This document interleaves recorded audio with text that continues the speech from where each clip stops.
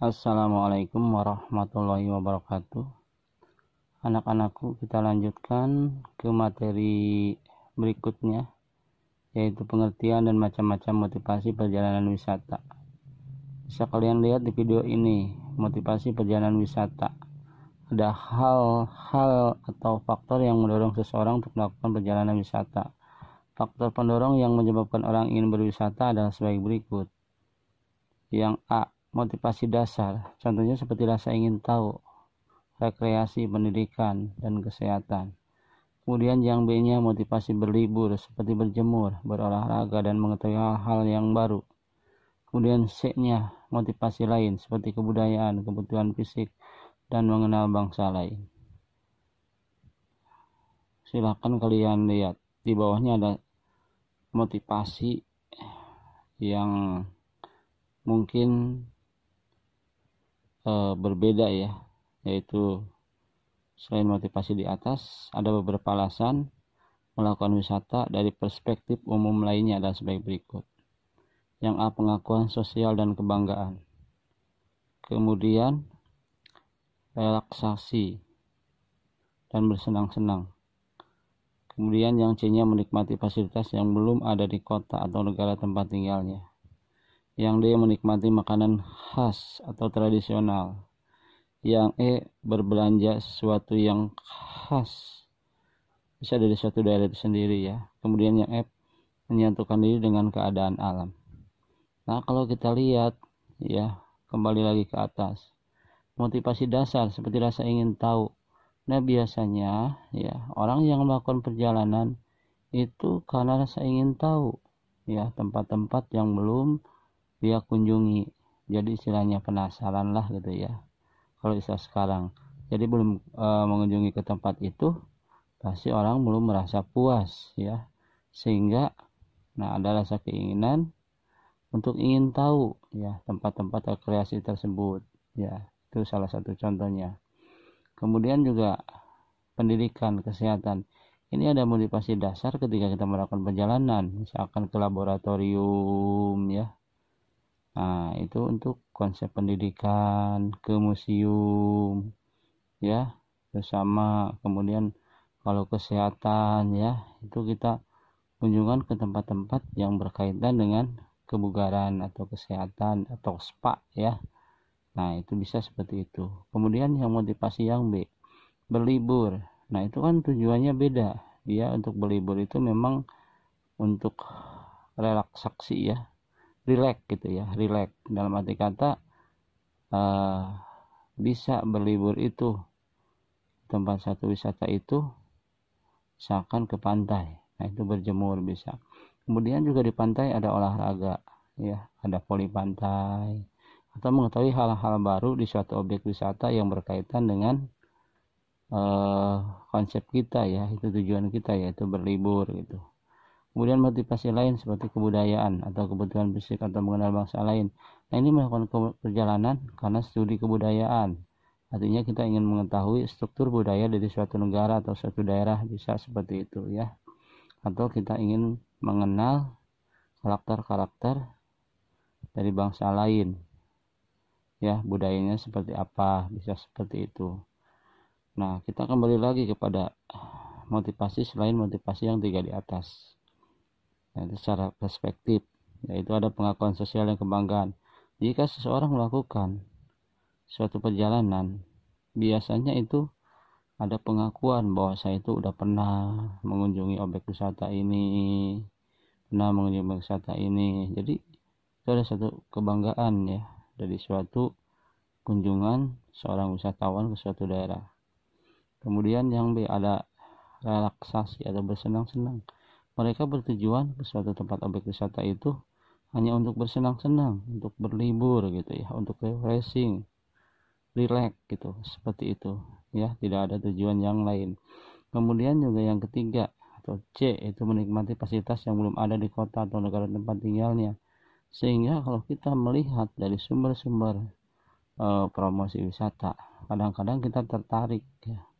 Misalkan ke Yogyakarta itu kan kota yang tidak pernah mati juga, gak seperti Jakarta, kota banyak yang kenangan atau kota yang sering dikagumi oleh para wisatawan, baik wisatawan domestik maupun wisatawan mancanegara. Jadi kalau kita belum ke Jogja itu merasa penasaran ya, seperti itu. Atau ke negara lain, contohnya ke Singapura ya, seperti itu. Nah itu juga salah satu ya, kita melakukan perjalanan ingin menikmati satu fasilitas yang memang belum ada di negara kita kalau ke Singapura. Atau mungkin tadi seperti di Jogja, belum ke Jogja itu penasaran karena orang banyak yang bilang Jogja itu adalah kota sejuta kenangan gitu ya, yang memang tidak ada di kota kita, di kota Bogor. Nah kemudian menikmati makanan khas tradisional. Nah ini masing-masing daerah mempunyai ciri khas makanan tradisional ya.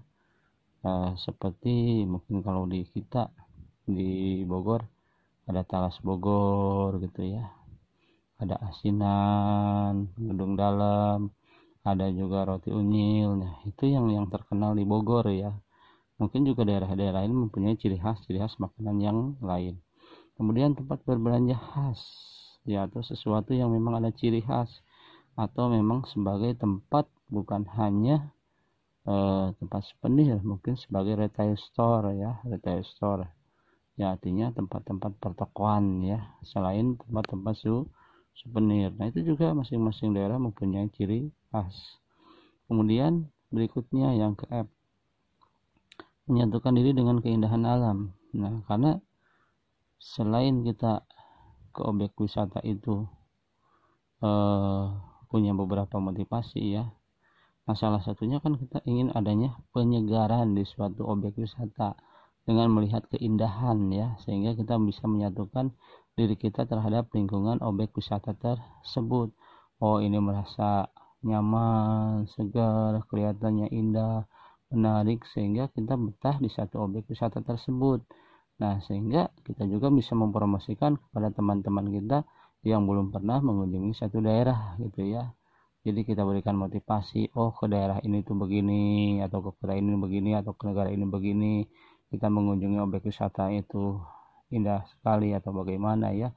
Itu kalian bisa ceritakan sehingga akan terbentuklah satu motivasi dalam perjalanan. Nah sehingga di sini tadi di awal ada beberapa motivasi dalam melakukan suatu perjalanan ya, artinya bisa menikmati suatu objek wisata. Nah didasarkan atas motivasi masing-masing tujuannya ke satu daerah gitu ya, seperti itu ya. Mungkin untuk motivasi Bapak hanya bisa jelaskan seperti itu ya. Oke baiklah, yang ke G itu melakukan ziarah keagamaan, yang H mengagumi hasil dan teknik pertanian, kemudian yang I menyaksikan pertunjukan budaya tradisional, yang J melihat langsung dan merasakan kehidupan masyarakat dan adat istiadatnya, yang K menyaksikan peninggalan sejarah dan benda-benda kuno. Nah di sini melakukan ziarah keagamaan. Nah misalkan ada satu rombongan ibu-ibu pengajian melakukan perjalanan karena termotivasi ya untuk melakukan ziarah ya, misalkan ke Cirebon gitu ya, ke Sunan Gunung Jati ya.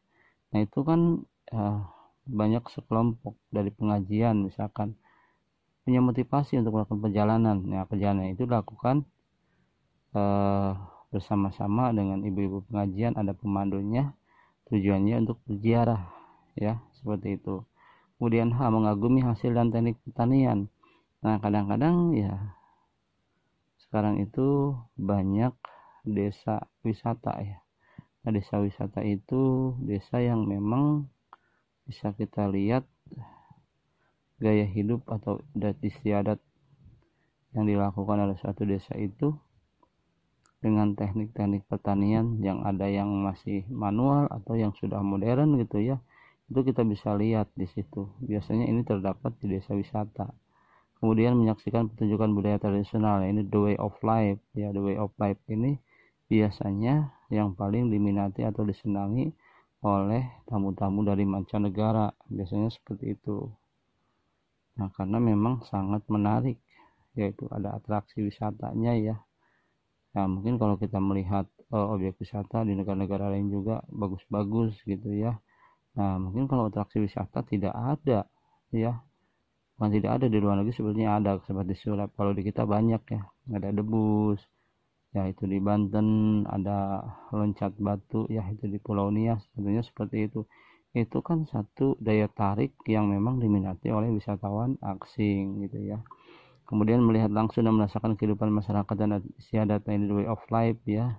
Jadi budaya-budaya itu di suatu daerah itu akan terangkat bila mana suatu daerah itu memang mempromosikan suatu wisatanya masing-masing ya, sumber dayanya alam masing-masing, sehingga bisa si wisatawan itu termotivasi untuk mengunjungi suatu daerah tersebut gitu ya.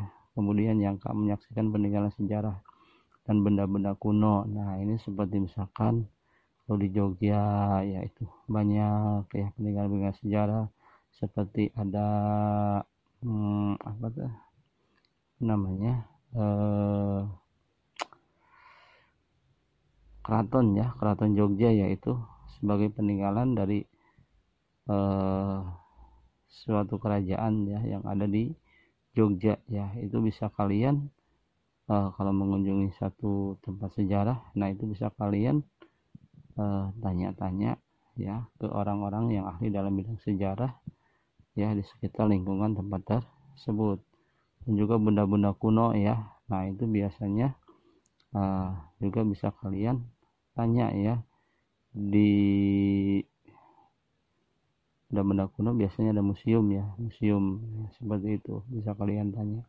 Oke, dari semua perjalanan wisata yang dilakukan biasanya didasarkan atas motivasi yang bervariasi ya, tergantung kepada motivasi seorang ya yang melakukan suatu perjalanan ya. Belum tentu sama, karena setiap melakukan perjalanan orang punya tujuan masing-masing ya.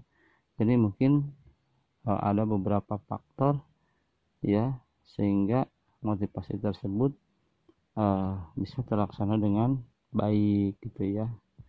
Nah mungkin dari Bapak cukup pembahasannya sampai pada motivasi perjalanan ya, yaitu sampai menyaksikan peninggalan sejarah dan benda-benda kuno. Nah nanti kita lanjutkan lagi ke alasan pendidikan dan kebudayaan ya, contohnya seperti itu. Mungkin dari Bapak cukup sekian untuk materi sekarang. Assalamualaikum warahmatullahi wabarakatuh.